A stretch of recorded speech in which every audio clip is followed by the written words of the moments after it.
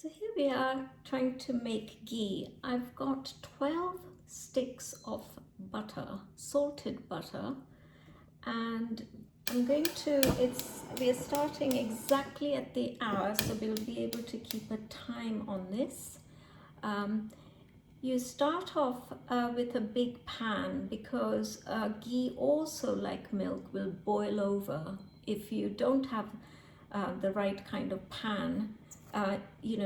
If you've really crammed all the sticks in, it's going to not have space to kind of rise a little. We're going to be constantly stirring, so you can't leave this, unfortunately. It's a thing that you have to be at hand, even when it's sort of melting down like it is now, and sort of give it a quick kind of turn like this so that it doesn't get very hot at the bottom, causing that area to burn. So this ghee will take around an hour to kind of make, and there is a sort of changing of states that happens, which I want you to become familiar with, because the color changes, and then there's a separation that happens of all the toxins and the allergens that are in butter. Such things as lactose will get removed, all the toxins will also get removed, and what will settle as a sediment will be all the sort of perishable badness in the butter, if you like, which has to be sieved out. And once you've done that, then the ghee will sit in a jar very easily for 6 months in your pantry. So you've got this instant, good saturated fat accessible to you in your pantry at all time. No need for a fridge, no need for anything else. It's going to take care of your gut and your brain health, giving you all the nutrients you need, from retinol and vitamin A to K2 to the omega-3s, which the vegetarians are claimed they don't get in their food. It's not true. You will also have components in here which are going to help you with your leaky gut, etc. So I'll show you in a moment. We'll keep an eye on time. It has just passed 0:00. It's 9:00 here, and you start at your end when you try to make this recipe. Also start at around that time and keep a tab on time so that you get the ghee making completely correct and fail-proof. So I just wanted to say that the butyric acid in ghee is going to be the repair ingredient of choice for your health of your gut. Now, the gut lining is very, very thin, and it's a weak lining, because remember, nutrients have to be absorbed through the villi in your gut into your bloodstream. So it is prone, that lining is prone to all sorts of damage through bad eating and bad habits, and antibiotic use, a lot of medication, a lot of drug using. All of that will affect your gut lining. Now, the gut also has been shown to have a brain, believe it or not. It has, brain-like ability to store information, emotions, etc. So even bad thinking will have a big effect on your intestinal linings. So the ingredient that you find in ghee, butyric acid, is shown to actually help with the lining, to rebuild it, to make where those holes are, to fill it. It has the good cholesterol, choline and levels, and it will just help to fix that lining. So in the vegetarian cuisine, there's very little intake of other types of saturated fat. that will come from other sources. So it's critical that you use a little bit of ghee every now and again in your food. Now, when you were to do, the other thing you should be aware of is that ghee is a great toxin remover.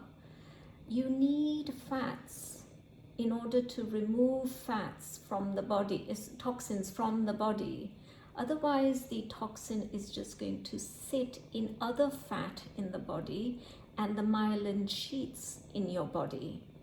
Now, if toxins get lodged in the myelin sheath of your nervous system, a myelin sheath is a layer which all the the neuron cells and the synapses and everything, the whole neural system is lined with, if you like, a sheath which gives it protection so that there's no leakage of signals that are traveling up and down the nerves. It's protected from it coming out. Now, if you can imagine, if you had a wire and it was broken, you would get a shock, wouldn't you?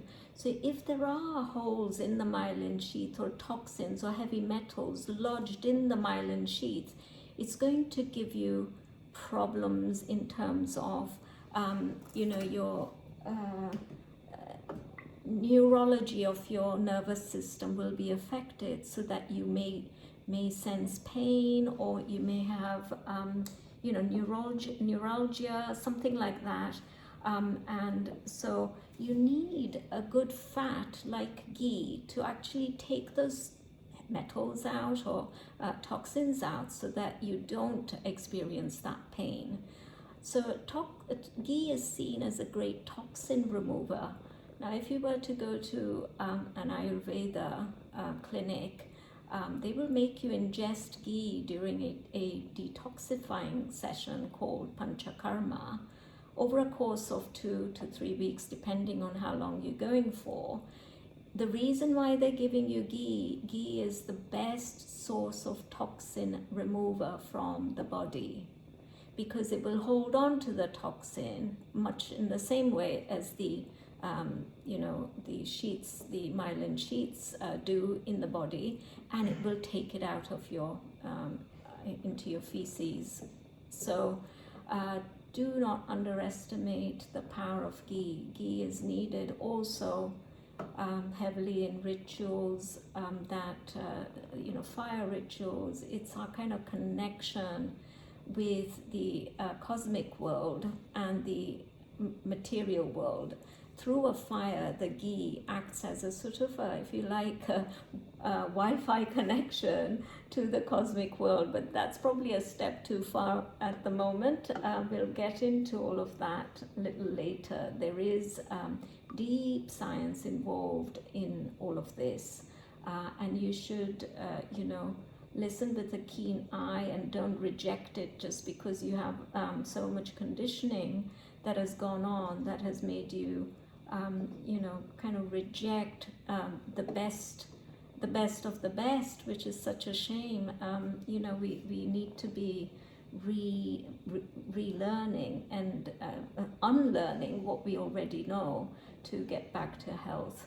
So now that I've been stirring, just so that you can see the blocks of all melted down, there are a few small pieces underneath, and we are sort of at 10 minutes on. I'll come back to you in a moment.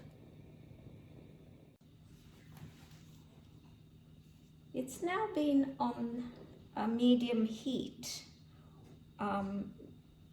for 20 minutes. All the chunks have melted, and you can see that the ghee at the top is golden in color, and at the bottom already there's settling going on of a white kind of solid material, which will get more solid as time moves on, but you're really going to see this sort of liquid gold color remaining, and that gold will turn sort of more pinky gold as time progresses. Now, at this stage, you are at danger for it to kind of, as it starts heating and boiling, that if you don't keep stirring, it's just going to rise very quickly out of the pan and make a holy mess. So you cannot leave the pan for too long, I shouldn't even give you an option of leaving the pan. You should be there, just keeping an eye on it and stirring, because these solid pieces will also color and get black if you don't keep stirring, and they will also stick to the bottom, which is not what you want, because then you will have all these black floating material in your ghee, which will then just be spoiled. It's not going to be fit for consumption. I just want to say a little about my morning ritual. Every morning I'm up before sunrise at around 4 o'clock, and I bathe, and then I do actually do a ritual, what the Indians would call a puja. So every morning I would light a ghee lamp. Now, ghee lamp is very different to lighting a candle in your home. It has been shown that the oxygen level around the environment where you have had ghee lamp improves, the quality of air improves, the quality of the environment, space element improves as you light a ghee lamp. Now, I've been doing my pujas for nearly 10 years, and I can tell you that my life wouldn't be the same without them.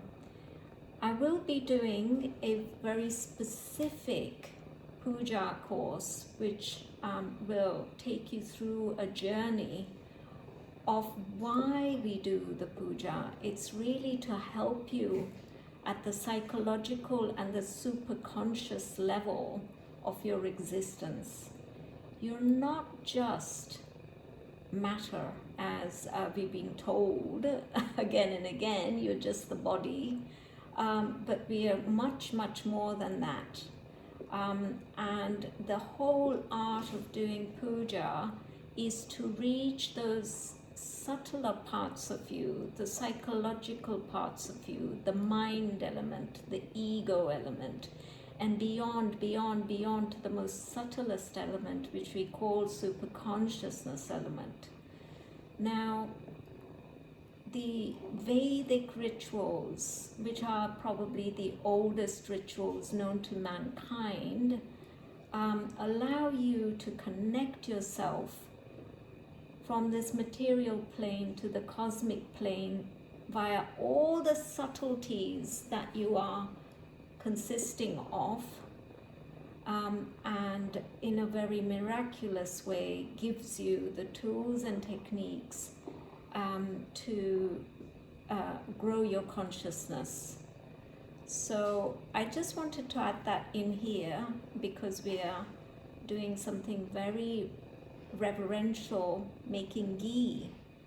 Ghee is the superfood, absolute superfood, absolute the top of the chain product for mankind.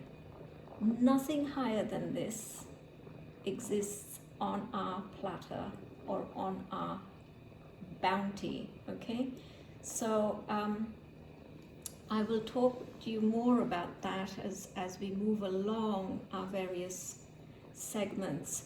Right now, the ghee is beginning to froth as you can see, there's a lot of white appearing at the top. There's no sort of liquid gold anymore. There's no solid pieces. It seems to have all amalgamated into one. And at this point, I would turn the heat a little lower than medium flame, because it's at this point that it has the opportunity to run out of the pan if not stirred. So keep stirring, and I'm keeping you company with a few conversations. We are now half an hour into our stirring. Another thing to become aware of is just think about the process of getting ghee onto your pantry shelf. You need many cows in the field feeding on grass. The butter I've used is from grass-fed organic sources, and the grass is an important ingredient in the cow's stomach to make her blood produce this milk. In Hinduism we say that ghee is the essence of the blood of the cow in some sense. Okay, so she's munching away on the grass, and her body is, her stomach is digesting it. She's taking it into her bloodstream, and then the blood creates this milk. Okay, so we're becoming aware of that. The blood creates this milk. That milk is then first given to her calf. Okay, her calf is her baby. A mother, I've known a cow to cry when her calf is taken from her. Because when I was young, I lived on a farm in India, and you cannot separate a cow from her calf. She cries, physically can see tears. So the calf gets her milk first. In the morning, the calf would have the milk first, and then we would milk the cow to take what we needed from her. Now, once you've got that milk, what you get at the top of a unpasteurized milk, good quality milk, is you'd get a layer of cream. I don't know if you ever remember as a child when you were given boiled milk or milk to drink. There's a thick layer of cream on the top. We call it tar, and my mother or my grandmother used to take that layer of cream from the top of the milk and keep storing it in a container in the fridge. And when we had accumulated enough cream, then you would start to do this process, i.e. make milk out of it. Now the industry, what they do is they take that cream and make butter, okay?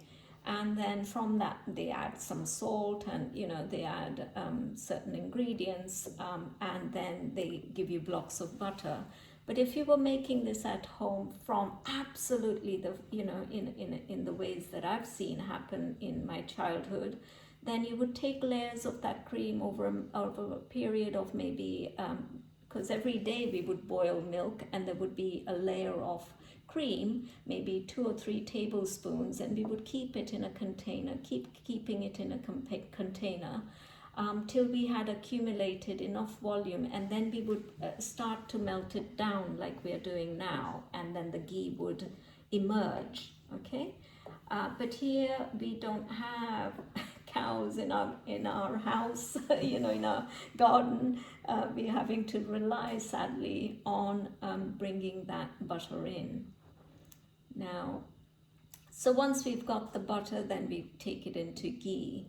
Ghee cannot go back to butter. Butter cannot go back to milk. It's the only product that we know that ascends in this way. Okay, milk has so many things you can do with it. You can make cheese with it. You can make yogurt lassi with it. You can make yogurt. You can make mava, which is when you boil down milk till it becomes solid. That is called mava, with which we make sweet desserts. It just is it's an ingredient that is stopless in that sense. Think of all the things you enjoy in life that comes from a milk product. It's ghee, it's butter, it's ice cream, you name it. Become aware of that. Become aware so that you understand give reverence to the product. Don't just ingest it with your eyes closed. Oh, I'm eating another ice cream. What does it matter where it comes from, or how it's made, or what goes into it? when you become aware of all the things that happen for you, you will develop a sense of gratitude. You'll be so grateful that cows exist on this planet, that there are fields on which you can graze, and then there's sunshine so that the grass can grow. I mean, it's endless what you can get into thinking about and how grateful you can become. So always have those thoughts going in your mind when you are making something like this. Don't see it as a chore. See it as something that is pro-life, life-giving, health-giving. How wonderful that I can get up and my hands are moving, that I can do this, and I could be talking to you and filming it, and then we will be editing it. All of that is actually what life is. Life is doing all those things. It's not, life isn't, oh, I'm too tired, I'm bored, I'm gonna sleep, and I'm gonna have I'm gonna have an ice cream and then go back to sleep. No, it's being involved in the processes of life, being involved in it, engaging with it, being a co-creator in it. All of that is important. You can see now this is really, bubbling away. It's like at boiling point. And I don't know if you can really make out, but you will when you do it. There's sort of a pinky color of the golden liquid forming, which means that now the ghee is boiling point, and all the the toxins and the allergens are coagulating in that heat. It's being fried basically, and solidifying. There's going to be soon a settling going on of that. It'll be a separation of ghee from what we're trying to remove. Now also, I want you to be aware that we've not only got the ghee, somebody had to make it in a factory, bring it to our, bring it to our supermarkets in a refrigerated lorry. You then had to, a shop had to buy it and then had to sell it. And then, my husband had to go and get it. And then I'm making it now. So think of all those processes, those chunks, chinks in the link of what gets on your plate, and become grateful for that. And if you cook something with that gratitude in mind, your thought currents are currents, they're energy, okay? They're not just in your head, they are also traveling around your space. And that thought current is also going into this ghee and saying, ghee, I'm grateful for your existence. And when you eat that or ingest it or do diyas with it, that energy will still be resonating. That vibration will still be there in the ghee. I know it's a big leap of thinking, but I ask you to have that kind of thought currents in you for a while to see what changes occur in you as a result. It's what we call a powerful cognition. Cognition is not just a thought, it's a thought that you have really accepted as truth.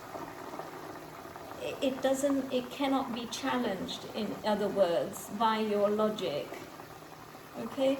So a powerful cognition is a thought that cannot be challenged by your logic. It becomes part of you. And what it does, it makes you powerful. Rather than having negative thoughts, it gives you a powerful thought from which you can continue to have more powerful thoughts. So I'm giving you a little bit of coaching. I'm a life coach as well. Now some of this thinking is what we apply in our coaching sessions. However, here as we cook, I'm coaching you. And this information is going into your ears, you're processing it in your head, you will mull over it, you will try and understand it, and then you will store it. Somewhere in your psyche, you will store it and you will say, okay, that makes sense. So that is what we call awareness, consciousness. Awareness is becoming aware first of all, but consciousness is taking that so that you can't churn it anymore. You cannot with your logic reject it anymore.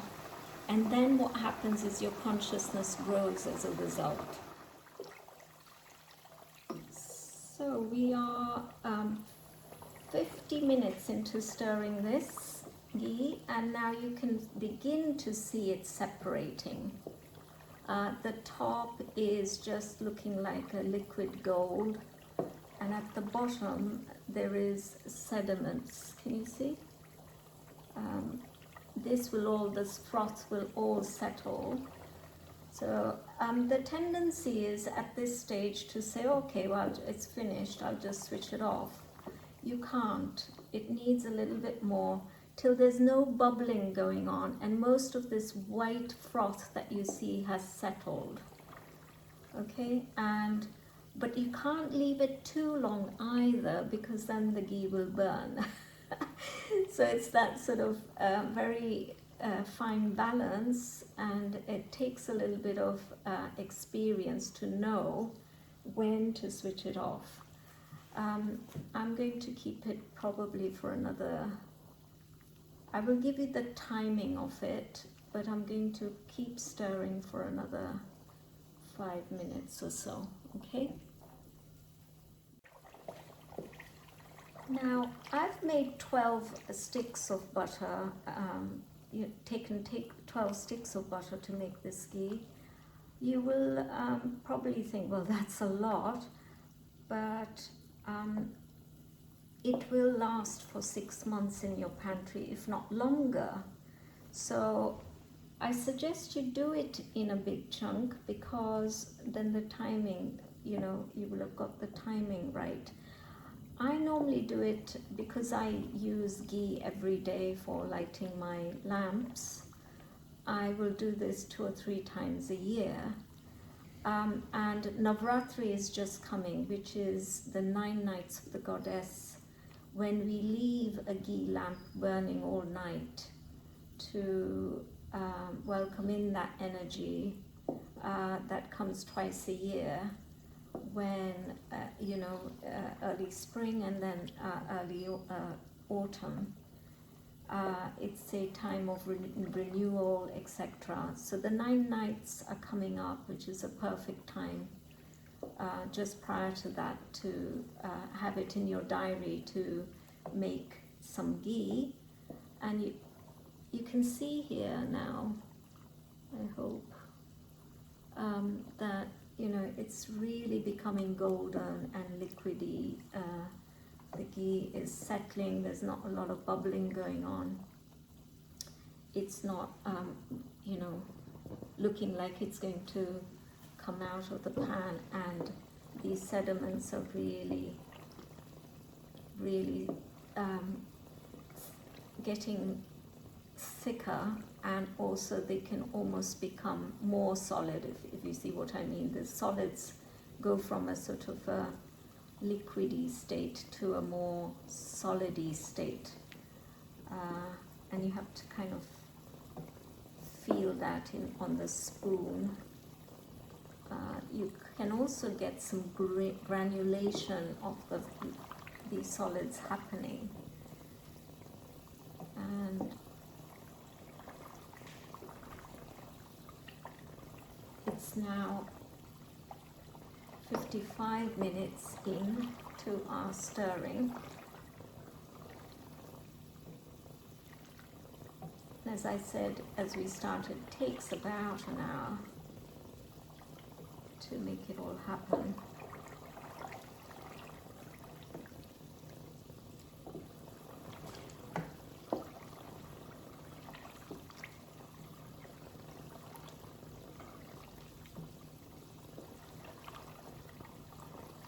Now, where do we use ghee? Ghee is used in khichadis.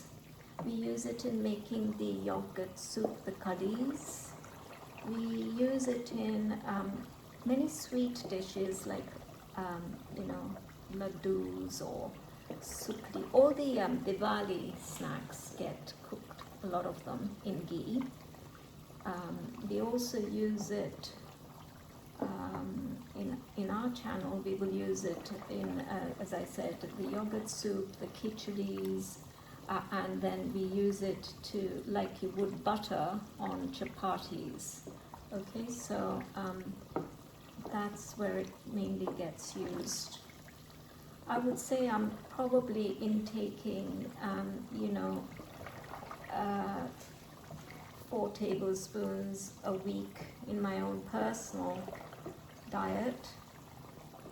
And that's it. That's enough to keep your gut and brain health, in a good state, because of course you're going to be taking it in your yogurt as well, and the occasional milk products that you will have in your diet.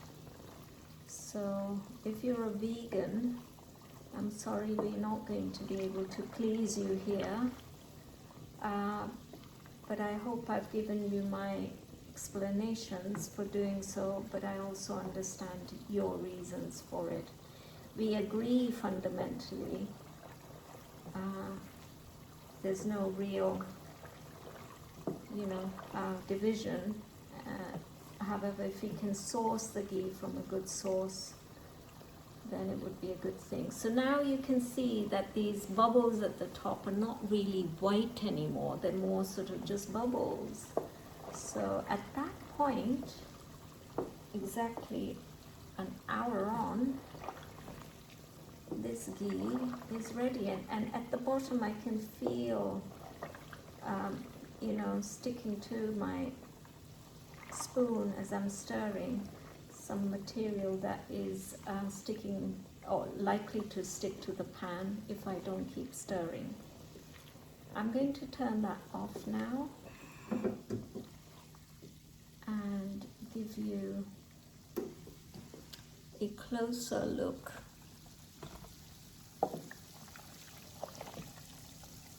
at what this looks like. You see? There's lots of sediment at the bottom. You should probably feel more rather than see it.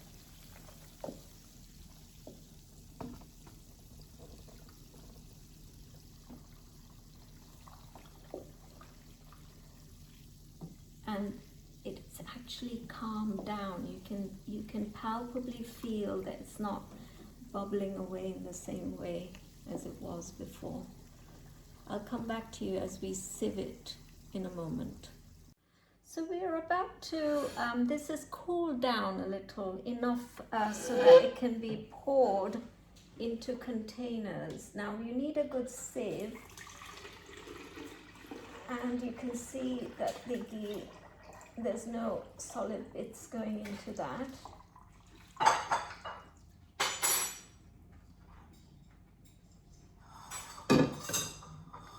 And one more container.